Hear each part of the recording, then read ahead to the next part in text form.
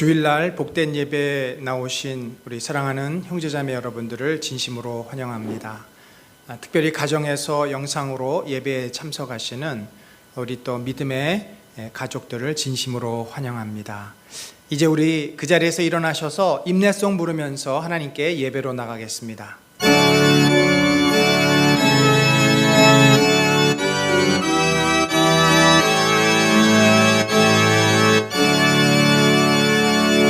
하늘에 가득 찬 영광의 하나님,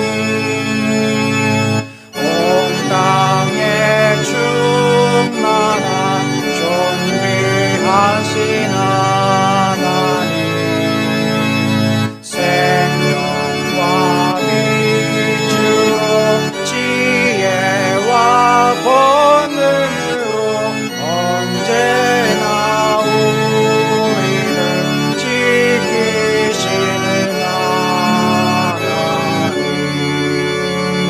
성부와 성자와 성령 삼위의 하나님, 우리의 이제 우리 하나님 앞에 한 주간을 돌아보면서 참회 기도 올리겠습니다.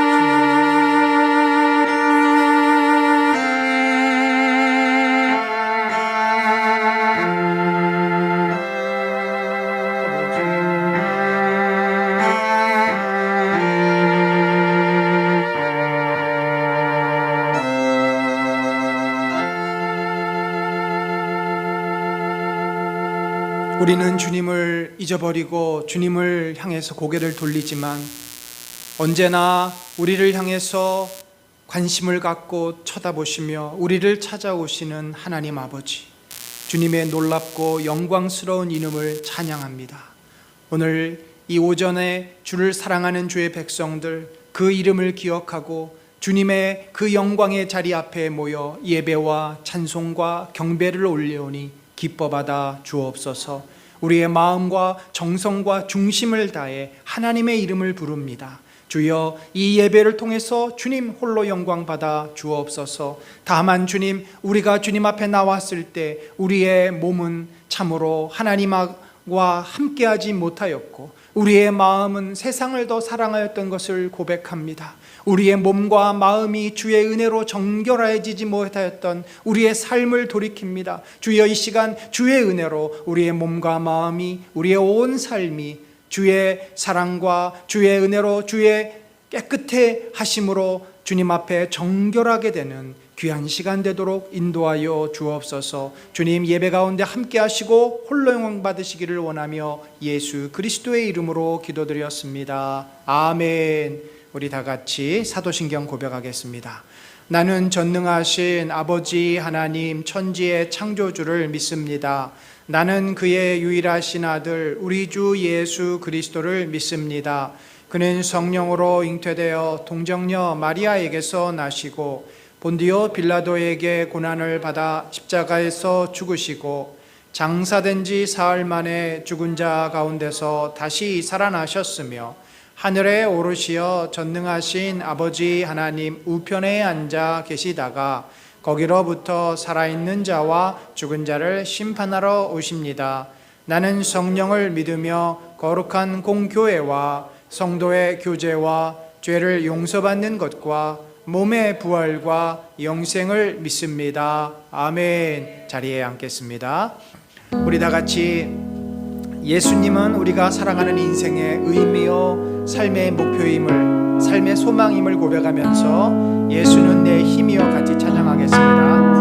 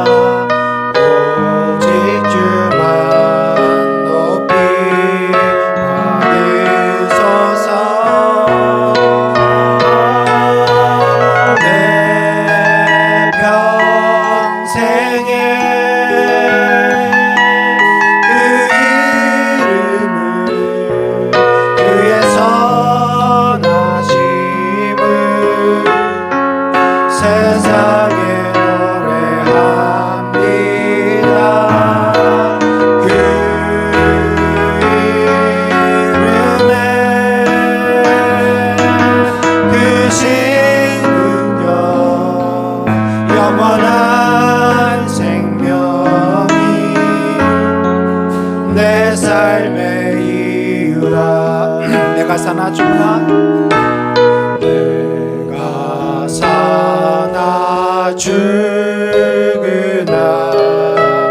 그 이름을 위하여 내 모든 것 다 드리니 나를 받으소서.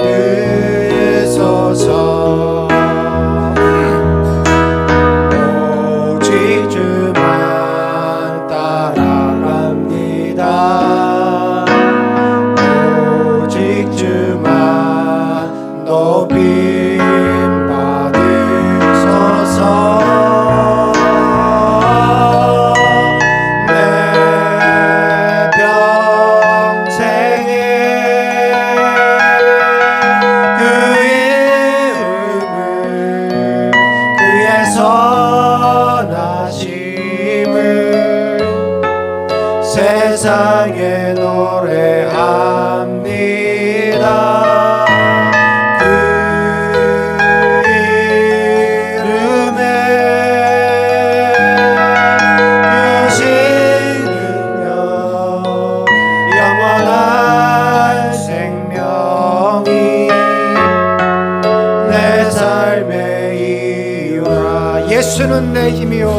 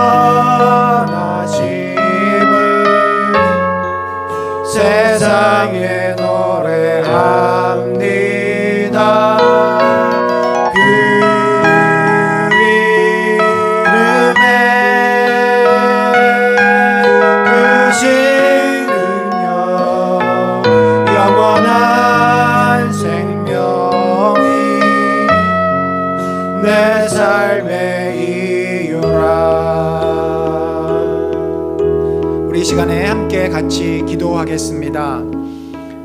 정말 주님께서 우리 삶의 목표이시고 의미시고 소망이고 생명이기를 소원합니다.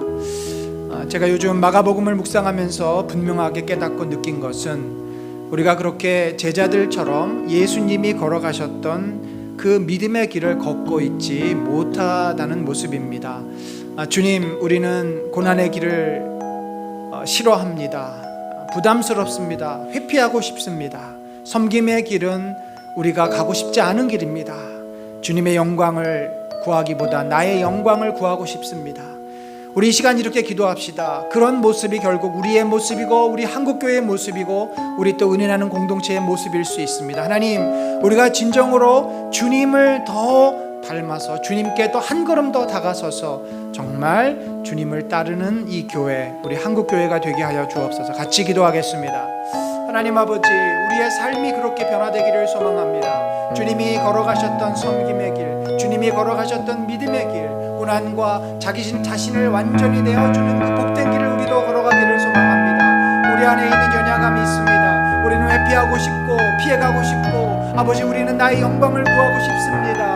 이 어리석은 인생, 그렇게 아버지 헛되게 살다가 우리 인생이 얼마나 허망하게 무너지고 얼마나 헛되게 아버지 쓰러질 수밖에 없습니까? 주여, 저희 연약함을 아시는 주님, 우리 한국교회가 잘못된 길로 나아가서 무너졌습니다. 아버지, 우리 은혜 나는 공동체가 참으로 하나님의 기뻐하시는 그 믿음의 길, 섬김의 길, 순종의 길을 갈 수 있도록 인도하여 주시고 영광의 자리로 우리를 이끌어 주시옵소서. 주여, 우리를 복되게 하시고 주여, 우리를 귀한 자리로 이끌어 주셔서 하나님의 은혜 가운데 나아갈 수 있도록 붙잡아 주시옵소서.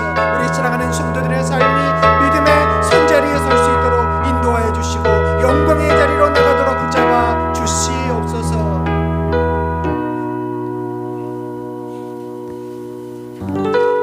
우리 이 시간에는 우리가 그렇게 믿음의 길, 섬김의 길을 걷기 위해서 예수님으로 우리 자신이 가득가득 채워지기를 소망하며 예수 사랑합니다 같이 고백합시다.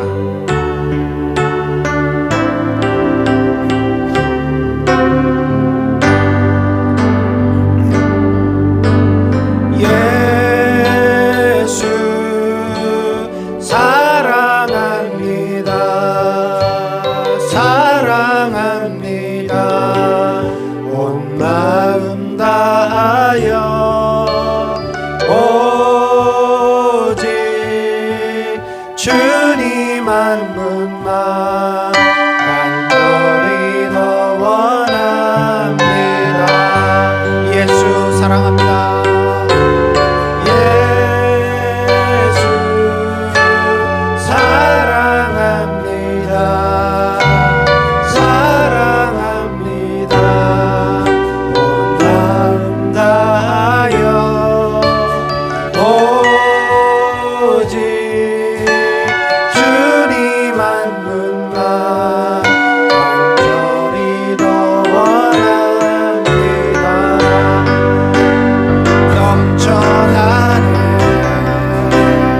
넘쳐나네 주를 향한 내 속에 갈망이 주님께로 날 이끌어 주소서. 주님을 더 원합니다. 예수 사랑합니다. 예수 사랑합니다. 사랑합니다. 온 마음 다하여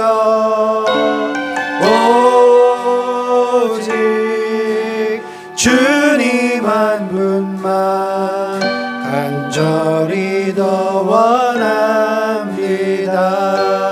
예수 사랑합니다. 예수 사랑합니다. 사랑합니다. 온 마음 다하여 오직 주님 한 분만 간절히 더 원합니다. 넘쳐나네 넘쳐나네 주를 향한 내 속에 갈망이 주님께로 날 이끌어 주소서 주님을 더 원합니다 넘쳐나네 넘쳐나네 넘쳐나네 주를 향한 내 속에 갈망이 주님께로 날 이끌어 주소서 주님을 더 원하니 넘쳐나네 넘쳐나네 넘쳐나네 주를 향한 내 속에 갈망이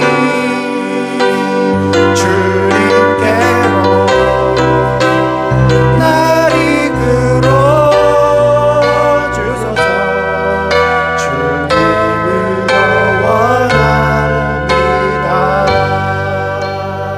여러분 이 시간 기도할 때 주님 제 마음에 하나님을 향한 거룩한 열망이 솟아나기를 소망합니다. 제 자신의 일과 내가 추구하는 이 땅에서의 성공과 야망을 정말 내려놓게 하시고 거기에 모아졌던 마음이 주님을 향하기를 원합니다. 주님의 눈으로 세상을 바라보고 주님의 눈으로 내 일을 바라보고 그 속에서 진정한 의미와 삶의 가치를 발견하게 하여 주옵소서. 주여 내 마음에 예수 그리스도로 가득 채워지기를 원합니다. 주여 우리 공동체 안에 주의 은혜와 주의 치유와 주의 회복이 필요한 자들이 있습니다. 저들을 만지시고 고치시고 치유하여 주옵소서. 우리 같이 우리 자신과 지체들을 위해서 기도합니다. 하나님 아버지 주여 이 공동체를 향한 당신의 놀라운 뜻과 섭리와 계획을 위해서 기도합니다. 하나님 저희가 주 앞에 온전히 회복되기를 원합니다. 내 마음에 주를 향한 가득한 열망을 허락하여 주옵소서. 열정을 허락하여 주옵소서. 주님만으로 내 마음이 채워지게 하시고 주님만으로 내 마음이 아버지 온전하게 아버지 회복되기를 원합니다. 주여 우리를 온전케 하여 주소서. 우리를 다스려 주소서. 우리 가운데 주의 뜻이 일어나게 하여 주시고 사랑하는 지체들 아버지 연약한 자들을 만지시옵소서. 우리 장지타님 아버님을 기억하여 주시고 권사님과 우리 예나 전사님을 잡아주시고 사랑하는 지체들이 그 어려움과 고통 가운데 회복되게 하여 주시고 하나님의 영광으로 온전히 일어날 축복을 누리도록 저들을 만져주시고 새롭게 하여 주시고 은혜와 영광 가운데 함께 하여 주시옵소서.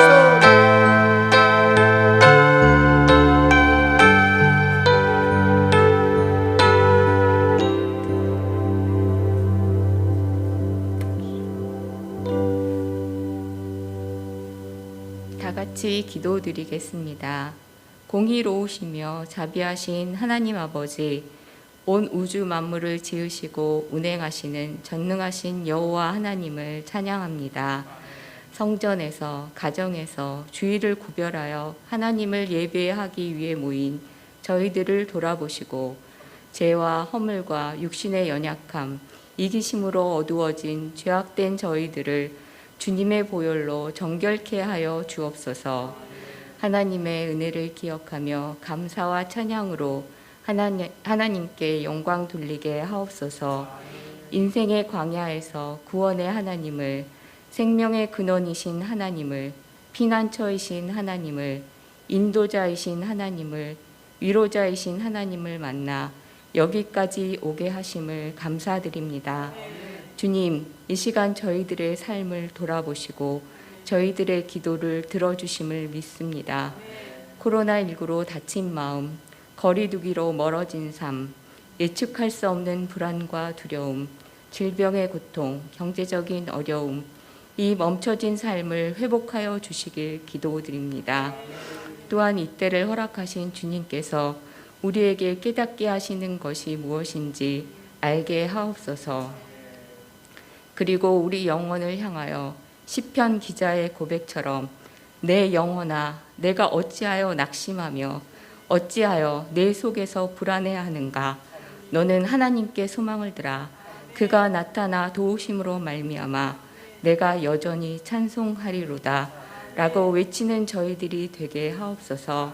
하나님께 소망을 두고 찬송하는 삶이 되길 기도드립니다. 매일 30분 기도 훈련과 20분 성경 읽기를 통해 주님께 더 가까이 가는 저희들이 되길 원합니다. 유아부와 초, 중, 고등부 자녀들이 비대면 예배와 큐티, 가정 예배를 통해 주님의 말씀을 배우고 믿음이 잘 자라길 기도드립니다.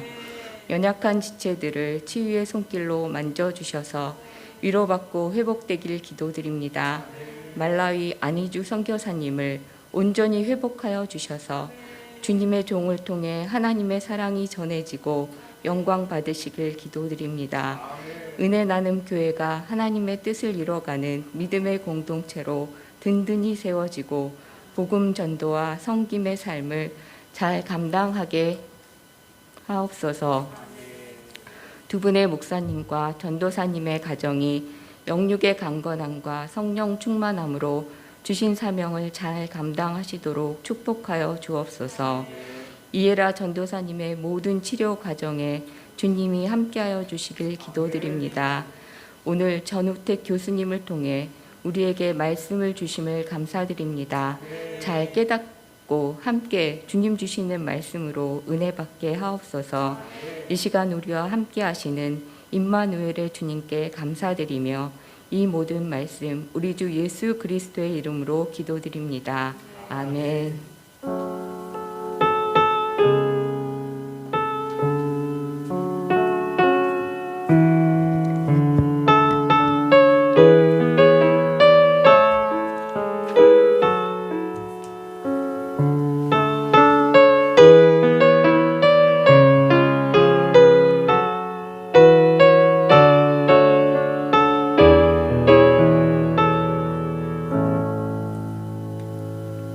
이제 우리 그 자리에서 일어나셔서 헌금 봉헌하겠습니다.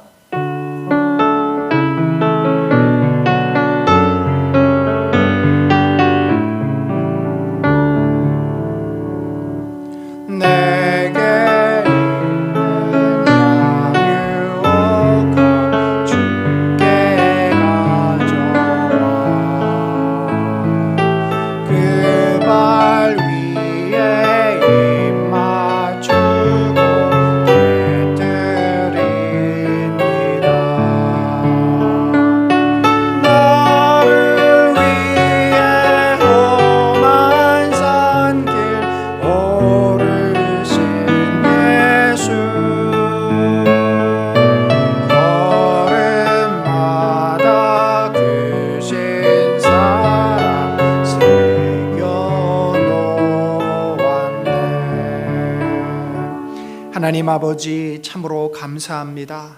우리가 어렵고 힘든 시대를 살면서도 주님의 섬세하고 구체적인 돌보심과 은혜를 경험합니다. 그 은혜를 알기에 7년 가뭄이 들어도 하나님께서 세우신 종 요셉을 통해 애굽 사람들이 7년 가뭄을 잘 견디었던 것처럼 주의 특별한 은혜로 우리가 또 이 시기를 잘 견디며 하나님의 은혜로 돌봄과 섬세한 인도하심으로 우리가 이 어려움을 잘 이겨나가도록 인도하여 주옵소서. 그 마음과 정말 정성을 담아 주께 드린 예물을 기뻐 받으시고 주님이 예물을 통해 하나님 더 큰 영광 받아 주옵소서. 경제적으로 어렵고 곤고한 자들의 그 기도와 부르짖음을 들으시고 저들 가운데 형통의 길을 허락하시고 더욱더 힘써 주님을 섬기는 열정과 그 마음도 함께하여 주옵소서. 모든 것을 감사하오며 예수 그리스도의 이름으로 기도드렸습니다. 아멘. 자리에 앉겠습니다. 오늘 2부 예배에 오신 여러분들을 진심으로 환영합니다. 또한 가정에서 영상으로 예배를 드리신 우리 또 믿음의 형제 자매 여러분들도 진심으로 환영합니다. 여러분들의 삶에 주님의 놀라운 은혜와 위로와 함께하심이 늘 넘치시기를 간절히 축원합니다. 현재 거리두기 2단계입니다. 현장 예배가 그래서 허용이 되고 있습니다. 우리 교회는 공간 대비 성도 수가 여유가 있기 때문에 여러분이 얼마든지 현장에 오셔서 예배를 드리실 수 있습니다. 오늘 설교는 연세대 의대 정신과 의료 교육학 교수이신 우리 전우택 교수님께서 귀한 말씀 전해 주시겠습니다. 현재 저희가 진행 중인 매일 30분 50일 기도가 3월 2일에 끝납니다. 많은 분들이 열심히 계속해서 참여해 주심을 감사합니다. 저희가 원래는 이제 50일이 끝나면 선한 목자교회에서 만들었던 30일 영상을 가져다가 하려고 했었는데 아무래도 저희가 고난주간도 있고 부활절도 있어서 자체 제작을 다시 하기로 어제 우리 교육자 회의에서 결정을 했습니다. 그래서 사순절을 이제 저희가 지금 보내고 있는데 사순절 특별 매일 30분 기도를 저희들이 또 3월 2일부터 계속해서 하도록 하겠습니다. 3월부터는 유초등부에서 큐티를 시작합니다. 부모님들의 많은 관심과 또 아이들이 잘 큐티를 할 수 있도록 도와주시기를 부탁드립니다. 제가 작년 말과 지난 연초에 약속드렸던 것처럼 3월, 4월 주3 큐티책을 우리 성도님들에게 무료로 나눠 드리도록 하겠습니다. 우리 한번 좌우 돌아보시면서 서로 인사 나누겠습니다. 가정에서 예배 드리시는 분들도 함께 인사하겠습니다. 반갑습니다. 환영합니다. 잘 오셨습니다.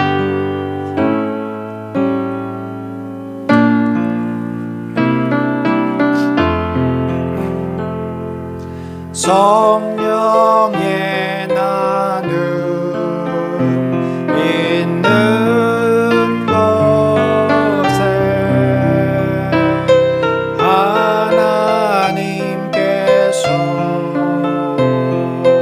계시도다. 말씀의 나눔 있는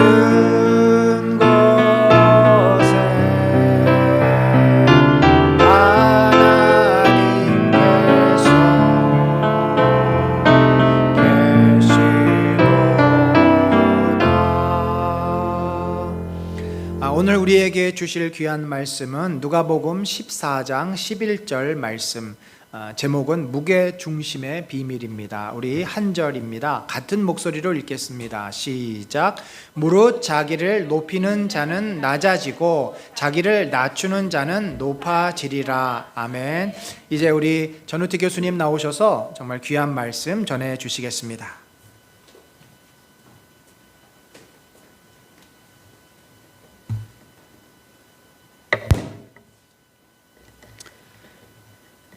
여러분 안녕하세요. 오늘 만나 뵙게 돼서 반갑습니다. 1628년 8월 10일 그날 스웨덴의 수도 스톡홀름 항구의 날씨는 매우 화창하였습니다. 그리고 길이 69m, 폭 11.7m, 높이 52m의 크기를 가진 거대한 군함 한 척이 처음으로 대중에게 그 모습을 드러내었습니다.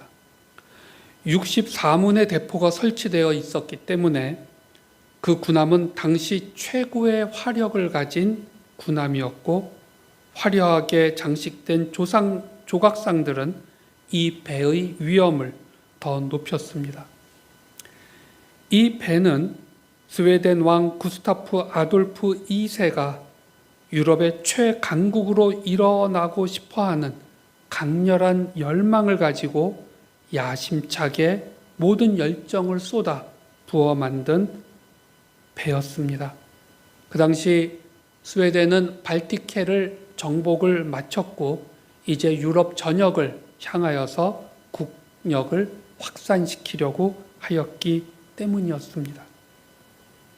마침내 예정된 오후 4시가 되었고 왕의 명령에 따라 배의 대포들은 일제히 축포를 쏘아대면서 닻을 활짝 펼쳤습니다. 그리고 배는 천천히 앞으로 나아가기 시작했습니다. 이 행사에 초청된 모든 귀족들과 외국 대사 등 수백 명의 하객들은 동시에 환호성을 지르며 큰 박수를 쳤고, 그 순간 스웨덴은 정말로 유럽 최강국으로 부상하는 것만 같았습니다. 그러나 이 배가 1500m 정도 앞으로 나아갔을 때 갑자기 옆으로 작은 바람이 2번 불었습니다. 기록에 따르면 미풍보다는 조금 센 바람이었지만 강한 돌풍 수준은 아니었다고 합니다. 그러나 그 순간 배는 한쪽으로 기울기 시작하였고, 그리고 다시 제자리로 복원되지 못한 채 점점 더 기울어져 갔습니다. 그리고 대포를 발사하기 위하여 배 옆면에 뚫어놓은 구멍들에 바닷물이 쏟아져 들어가기 시작하였고, 배는 순식간에 옆으로 기울면서 마침내 바다 밑으로 가라앉고 말았습니다. 30분도 채 걸리지 않았던 이 믿어지지 않는 허망한 과정 속에서 배에 있던 150명의 선원 중 30여 명의 선원은 끝내 배를 빠져나오지 못하여 배 안에서 죽음을 맞이하여야만 하였습니다. 이 엄청난 사고가 발생한 직후에 스웨덴 정부는 즉각 조사에 들어갔습니다. 가까스로 살아서 탈출할 수 있었던 한센 선장과 생존한 선원 모두를 한 명씩 엄격하고도 매우 세밀하게 조사하였습니다. 조사의 핵심은 과연 모든 대포들이 배에 제대로 고정되어 있었는지, 선원 중에 술 취한 사람들은 없었는지, 그리고 모든 선원들이 정 위치에서 제대로 자신들의 역할을 다 하였는지 등이었습니다.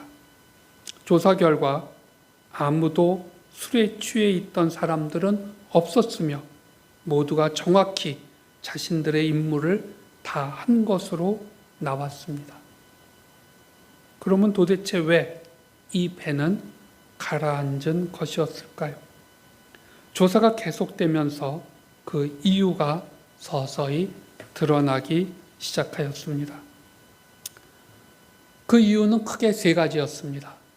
첫 번째, 갑판에 너무 많은 짐을 실었다는 것이었습니다. 더 강력한 군함을 만들려고 더 많은 대포를 배에 실어야 했는데 바사오는 대포를 설치하는 갑판을 당시로서는 획기적인 2층 구조로 만들었습니다. 그에 따라 배에는 64문이나 되는 많은 대포를 설치할 수 있었습니다. 그리고 원래는 12파운드 무게의 대포알을 설치하게 되어 있었지만 왕의 명령으로 더 강력한 화력을 가진 24파운드짜리 무게의 대포알들로 교체되었습니다. 그래서 갑판에 실린 포와 포탄의 무게들이 갑자기 엄청나게 늘어나게 되었습니다. 두 번째는 배 밑창에 충분한 양의 돌들을 깔지 않았다는 것이었습니다. 배가 안정성을 가지도록 배 밑창에 무거운 물건을 두는 것은 고대 시대부터 누구나 아는 선박 운행의 상식이었습니다. 그러면서 17세기 당시에는 배 밑창에 돌을 깔아서 무게 중심을 배 아래 둘 수 있도록 하였는데 바사오도 그렇게 120톤의 돌을 배 밑창에 깔아 배의 중심 무게를 밑으로 내리려고 하였습니다. 그러나 이미 무겁게 갑판에 실은 물건들로 인하여 위로 올라간 배의 무게 중심을 그 정도의 돌들을 바닥에 깔아서는 밑으로 내릴 수 없었다는 것을 그 당시 사람들은 잘 몰랐던 것입니다. 배는 오뚜기처럼 아래가 무겁고 위는 가벼워야 바람이나 파도에 흔들리면서도 다시 원래 위치로 복원될 수 있는 것인데 바사오는 위가 무겁고 아래는 가벼운 상태로 첫 항해를 나서려고 하였던 것입니다. 셋째, 이것은 얼마간의 시간이 지난 다음에 알려진 것이었지만 배가 완공된 다음에 하는 최종 검사인 배의 복원력 검사 결과에 대한 대응에 문제가 있었습니다. 그때나 지금이나 배를 다 만들고 선적을 다 마쳐서 출항 준비가 끝나면 최종적으로 배를 인공적으로 미세하게 한쪽 방향으로 기울인 다음에 그것을 다시 제 위치에 돌아오는 정도를 측정하여서 배의 복원력을 검사한다고 합니다. 바사오도 당시에 대포까지 다 장착을 한 후에 배를 살짝 한쪽으로 기울인 후 그 복원되는 정도를 시험하는 마지막 단계가 있었는데, 이때 이 배의 복원력에 문제가 있다는 것을 안 사람들이 있었습니다. 그러나 구스타프 아돌프 2세 왕의 이 배에 대한 집념과 엄청난 기대, 그리고 그가 가진 조급함을 잘 알고 있었기에 어느 누구도 감히 그것을 왕에게 이야기하지 못하였던 것이었습니다. 그래서 배의 복원력 문제를 제대로 해결하지 않은 채 배는 첫 항해를 나서게 되었던 것입니다. 결국 바사오 침몰의 본질적인 문제는 무게 중심에 있었습니다. 그러나 무게 중심의 문제가 발생하는 것이 어찌 바사오의 문제이기만 하겠습니까? 우리라는 존재는 인생이라고 하는 거친 항해를 나선 배와 같습니다.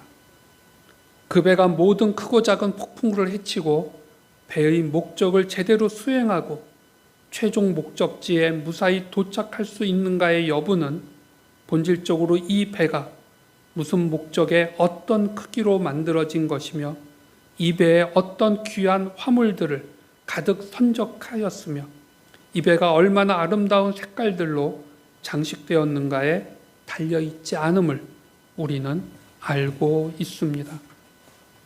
그보다는 배의 수면 하에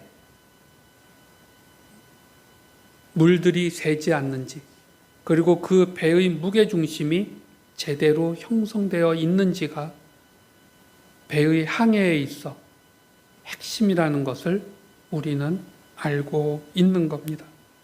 이것은 인생이라는 거친 항해를 헤쳐나가는 우리 자신이라는 배에서 우리가 생각하는 내용입니다. 이 배에 얼마나 많은 돈과 성공과 권력과 화려한 명예를 실었는지가 아니라 물 밑에 부분들에 구멍이 나 있지는 않은지, 무게중심이 제대로 아래에 잡혀 있는가가 인생 항해의 핵심이기 때문입니다.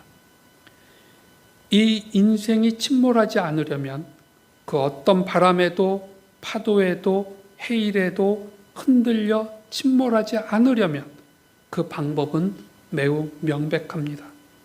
내 인생의 무게중심이 위에 있지 않고 아래에 있어야 한다는 것입니다. 인생의 무게중심이 위에 있다는 것은 어떤 상태를 말하는 것일까요? 첫째, 자신이 자기라는 존재의 주인이라고 믿는 교만에 의하여서 나의 삶의 무게중심은 더 위로 올라갑니다. 마음속 가장 깊은 곳으로부터 자신은 하나님 앞에서 정말로 작고 보잘것없는 피조물에 불과하다는 그 사실을 겸손히 인정하고 고백하고 엎드리지 않는다면 우리의 무게중심은 한순간에 한없이 위로 올라갑니다. 설사 교회를 다니고 신앙생활을 하는 것처럼 보인다 할지라도 자신을 자기 인생의 주인으로 보고 하나님은 자신의 욕망을 성취시키는 데 필요로 되는 요술 램프 속의 지니 정도로 취급하는 그런 교만의 상태가 자신의 무게중심을 한없이 위로 올리는 그 본질이라는 것입니다. 피조물로서 창조주 하나님의 위치를 넘보고 하나님처럼 되려고 하였던 것이 바로 아담의 교만이었고 죄였기에 아담은 바사오처럼 무너져 쓰러졌고 타락의 저주 아래로 들어가게 됩니다. 두 번째로 나의 삶의 무게중심이 위로 올라가는 것은 내가 나의 갑판에 올려놓는 모든 물건들에 집착할 때 그렇게 됩니다. 내가 더 많은 대포를, 돈을, 명예를, 권력을, 쾌락을 내 삶의 갑판에 올려두고 그것에 집착할수록 우리 삶의 무게중심은 계속 위로 올라가기 때문입니다. 그래서 예수님은 마태복음 19장 23절에서 부자는 하늘나라에 들어가기가 어렵다라고 말씀하셨습니다. 여기서의 부자는 성경의 맥락을 보면 실제 돈을 많이 가진 자라고도 할 수 있지만 그보다는 자신이 가진 것에 대한, 그리고 가지고 싶어하는 것에 대한 집착과 열망에 사로잡혀 있는 자를 말하는 것 같습니다. 객관적으로는 가진 것이 별로 없어도 더 가지고 싶어하는 그런 욕망에 사로잡혀 있고 인생의 모든 에너지를 그 욕망에 집중하고 있다면 그 역시 자신의 갑판에 그 욕망들을 가득 무겁게 싣는 사람이며, 그래서 작은 바람에도 쉽게 흔들리며 좌초하는 존재가 되는 것입니다. 셋째로, 나의 삶의 무게중심이 위로 올라가는 것은 내 삶의 균형을 잡을 수 있는 각도기인 절대적 기준과 원칙을 갖지 못하였을 때 나타나는 일입니다. 17세기 바사오 때에는 배 밑창에 돌을 깔았지만 오늘날에는 배 밑창에 평형수라고 불리우는 바닷물을 여러 개로 나뉘어져 있는 탱크에 집어넣는다고 합니다. 그리고 앞에서 말씀드린 바와 같이 오늘날에도 배가 다 만들어지면 또 그 배에 가득 선적을 다 하고 나면 배가 출항하기 전에 정확한 각도기를 가지고 최종적인 배들의 평형 상태를 인공적으로 1 내지 4도 정도 기울이게 한 후 다시 복원되는 것을 측정한다고 합니다. 그리고 그 결과에 따라 배의 무게중심이 제대로 균형 속에 형성되어 좌로나 우로나 또는 앞으로나 뒤로 기울어지지 않도록 여러 칸으로 나뉘어진 공간 속에 평형수를 넣고 빼는 작업을 지속한다고 합니다. 그래서 그 모든 것이 완성된 후에 비로소 배를 출항시키는 것입니다. 만일 이때 정확한 각도기를 사용하여서 이 작업을 하지 않고 대충 눈대중이나 본인의 주관적인 평형 감각만을 가지고 이 작업을 한다면 배의 무게중심은 제대로 형성되지 못할 것입니다. 오늘날의 현대인은 삶의 절대적인 기준이 없는 사람들입니다. 매우 상대적이고 주관적인 자신의 가치관 속에서 자신의 감만을 믿고 옳고 그른 것, 진리와 비진리, 선과 악을 정해버립니다. 그리고 자기의 이익과 쾌락을 정당화시키는 논리를 스스로 개발하여 복원력에 근본적 문제가 있음에도 자신들의 삶을 그대로 항해에 내던집니다. 그 결과가 우리가 지금 보고 있는 이 세상의 모습들입니다. 지금까지 말씀드린 무게중심이 위에 형성되는 인생의 모습을 3가지로 다시 한번 정리해 봅니다. 첫째, 자신이 자기의 존재의 주인이라고 믿는 교만. 둘째, 나의 삶의 갑판에 가지고 있는 물건들에 대한 집착. 세 번째, 삶의 균형을 잡을 수 있는 절대적 기준과 원칙의 부재라고 하는 것이 이루어지게 되면 우리의 삶의 무게중심은 끝없이 위로 올라가게 된다는 것입니다. 그러면 어떻게 하여야 우리 삶의 무게중심을 아래로 내릴 수 있을까요? 첫 번째는 갑판에 잔뜩 늘어놓은 물건들 중 버릴 것은 버리고 나머지 것은 배 밑창으로 옮기도록 하여야 합니다. 내가 갑판에 올려놓고 늘어놓은 그 수없이 많은 물건들은 내가 의식적으로나 무의식적으로 사람들에게 과시하고 싶어하는 것입니다. 그리고 나의 안전을 보장하여 준다고 스스로 믿고 있는 것들입니다. 그것을 나와 나의 가족들만을 위하여 사용하고 싶어하는 집착입니다. 그것들에 대한 과시욕과 집착을 버릴 수 있어야 합니다. 그리고 나의 에너지와 내가 가진 자원들을 내 삶의 배의 밑창으로 겸손히 내려야 합니다. 나와 나의 가족만이 아닌 이 세상에 나와 같이 하나님의 피조물로 만들어졌음에도 경제적으로, 사회적으로, 정치적으로 비참하게 고통받고 있는 국내의, 북한의, 해외의 많은 자들을 위하여 나의 에너지와 자원들을 겸손히 내놓을 때 내가 가진 모든 것들은 나의 무게중심을 위로 올리는 것이 아니라 밑으로 내리는 것이 됩니다. 두 번째로 우리의 삶의 무게중심을 밑으로 내리는 방법은 배 밑창에 충분한 평형수를 넣는 일을 내가 기쁘게 받아들이는 것입니다. 배의 선장의 입장에서 볼 때 배에 많은 평형수를 넣는 것은 사실 매우 불편하고 고민스러운 일입니다. 배의 무게중심이 밑으로 내려가는 것은 좋지만 그렇게 되면 배는 매우 무거워지며 그래서 배가 앞으로 나아가는 것이 너무 힘들다고 느끼기 때문입니다. 그러나 그렇다고 평형수 넣는 것을 회피한다면 그 배는 작은 파도에도 쓰러질 것을 알기에 책임감 있는 선장은 필요한 만큼의 평형수를 넣는 일을 결코 회피하지 않을 것입니다.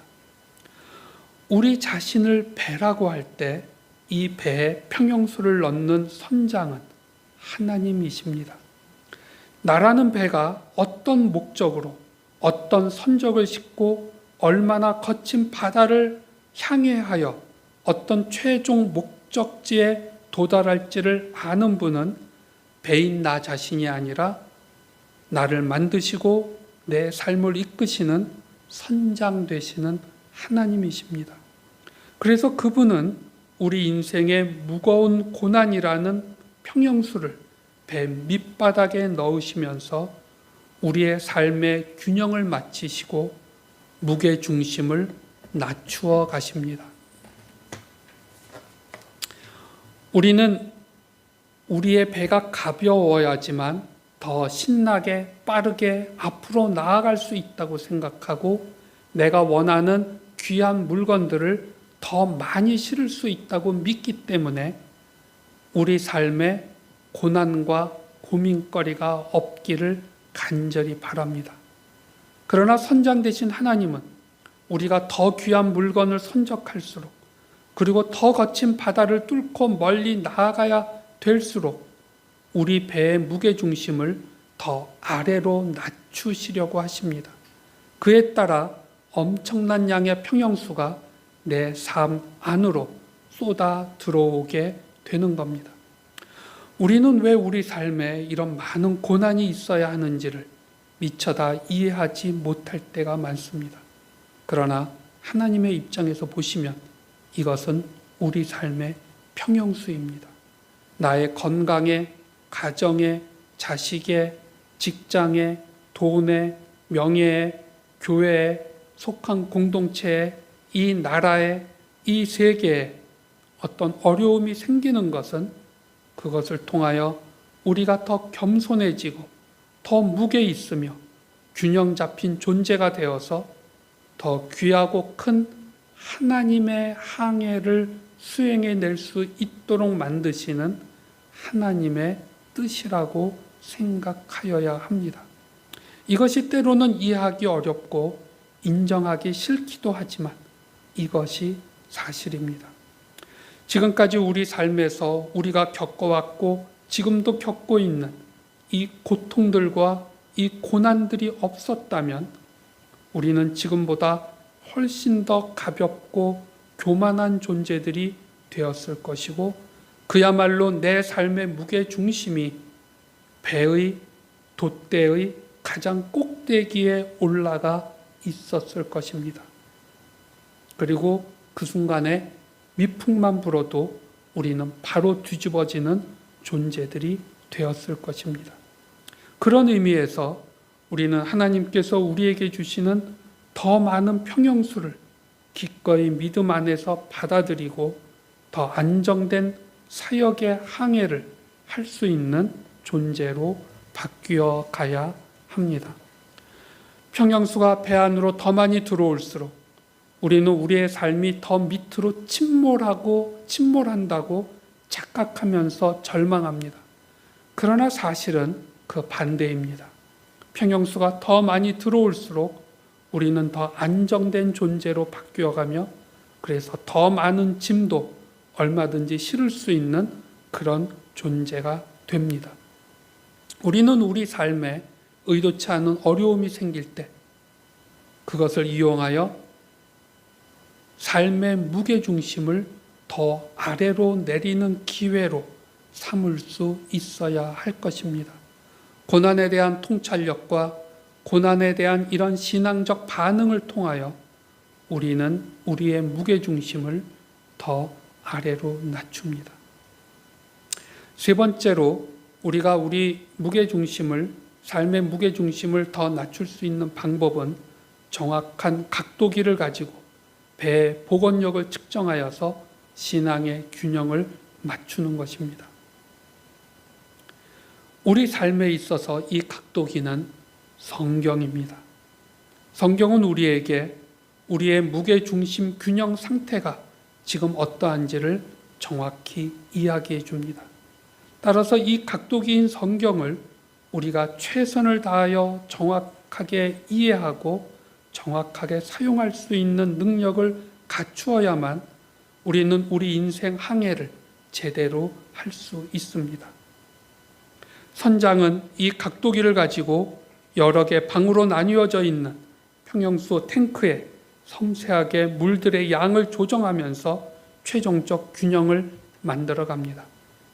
우리는 성경을 묵상하고 공부하고 깊이 성찰하면서 기도에 힘쓰고 공동체 안에서의 격려와 교제, 나의 삶과 직업의 현장에서 성실히 하나님의 원칙대로 행하는 것, 지역사회, 나라, 세계의 가난하고 고통받는 이들을 위한 관심과 노력, 그리고 희생, 그리고 복음을 전파하는 일에 균형을 맞추게 됩니다.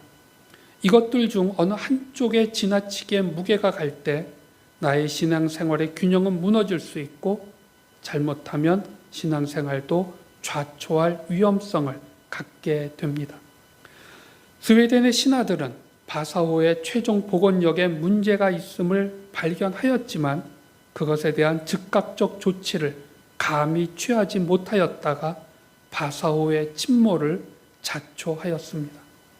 그들의 잘못을 우리가 또 반복하여서는 안 될 것입니다. 성경이 우리에게 말씀하신 그 기준과 원칙에서 우리가 벗어나 있음을 발견하게 된다면 우리는 즉각 회개하며 우리 삶에, 그리고 우리의 모든 행동에 변화를 만들어서 성경의 기준과 원칙에 맞는 균형과 안정의 상태를 만들도록 기도하고 행동하여야 할 것입니다. 하나님은 그것에 우리와 함께 하십니다. 왜냐하면 우리를 창조하시고 이 항해에 같이 나서시는 하나님께서 우리에게 가장 원하시며 가장 기뻐하시는 일이 바로 그것이기 때문입니다. 우리 신앙의 선배들은 그 과정을 하나님과 함께하는 과정 속에서 삶의 기쁨과 소망이 있음을 우리에게 보여주었습니다. 지금까지 말씀드린 우리가 인생의 무게중심을 아래로 내리는 방법은, 첫째, 갑판에 놓인 물건을 가볍게 하고 던질 건 던져버리고 밑으로 내릴 건 밑으로 내리는 거라고 말씀드렸습니다.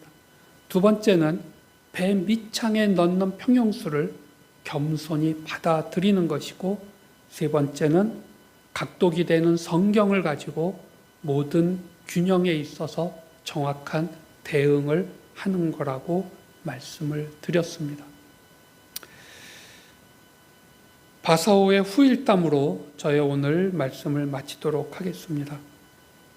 그 바사오는 물에 잠긴 지 333년이 지난 1961년 마침내 해면 위로 끌어올려졌습니다. 그리고 30년간의 긴 복원 작업과 염분 제거 작업을 거친 후에 마침내 1990년 스톡홀름에 만들어진 바사오 박물관에 그 모습이 전시되기 시작하였습니다. 이제 우리는 스톡홀름 바사오 박물관에 직접 가거나 또는 인터넷 사이트를 통하여 바사오의 모습을 생생히 다시 볼 수 있게 되었습니다. 거대하였고 강력하였고 당당하였던 그 바사오가 바다를 향해 제대로 한번 나아가지도 못하고 쓰러져 가라앉았다가 다시 물 밖으로 끌어내어진 이 모습은 오늘도 인류에게 무게중심의 중요성을 보여주는 산 증거로 존재하고 있습니다. 그리고 우리 신앙인들에게도 우리의 삶과 신앙의 무게중심이 어디에 있어야 하는지를 생각하게 하는 중요한 영적 증거가 되고 있습니다. 다 같이 잠깐 기도드리겠습니다. 하나님, 저희는 끝없이 저희들의 삶의 무게중심을 위로 올리며 사람들 사이에서 과시하고 그것을 즐기기를 원합니다. 그러나 그러기 때문에 저희는 이 인생 항로에서 무너지며 쓰러지며 가라앉는다는 사실을 기억하게 됩니다. 스스로 낮추는 자는 하나님께서 높이시며 스스로 높아지는 사람은 하나님께서 낮추신다는 성경 말씀을 저희가 깊이 묵상하며 우리의 무게중심을 하나님 앞에서 끝없이 낮추어 갈 수 있도록 인도하여 주시옵소서. 감사드리며 이 모든 말씀을 우리 삶과 우리 인생의 항로의 주인 되시는 우리 주 예수 그리스도의 이름으로 간절히 기도드립니다. 아멘.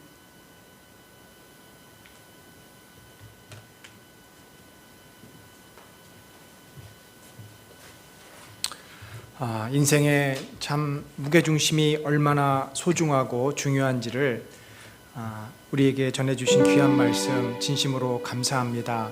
우리 이 시간에 한 번 더 같이 기도하기를 바랍니다.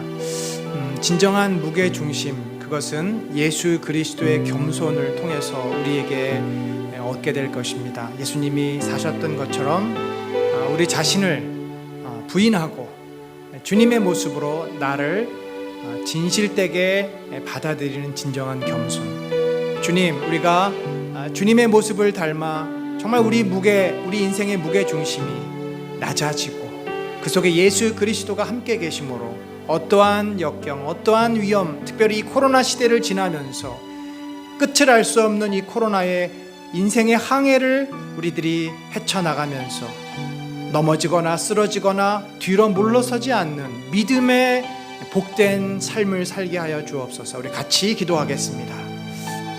하나님 아버지, 주님께서 우리를 참으로 복된 길로 인도하심을 믿습니다. 내 안에 여전히 무게중심이 흔들거리는 자에게는 그 고난의 평형수를 통해서 우리가 좀 더 겸손함으로 낮아지게 하시고 좀 더 안정감 있는 몸으로 변화되기를 원합니다. 우리 주님의 모습을 닮아 진정으로 나를 부인하고 나를 내어놓으며 내 영광을 구하지 아니하고 섬기며 겸손하게 나가는 그런 삶으로 우리를 인도하여 주옵소서. 하나님께서 허락하신 그 영광의 아버지 항해를 향해 나아갑니다. 이 힘들고 어려운 코로나 시대를 우리들이 믿음으로 감당케 하셔서 하나님께 영광을 돌리는 그런 겸손한 주의 종들이 되도록 저희들을 붙잡아 주시고 인도하시며 성령으로 충만케 하여 주시옵소서.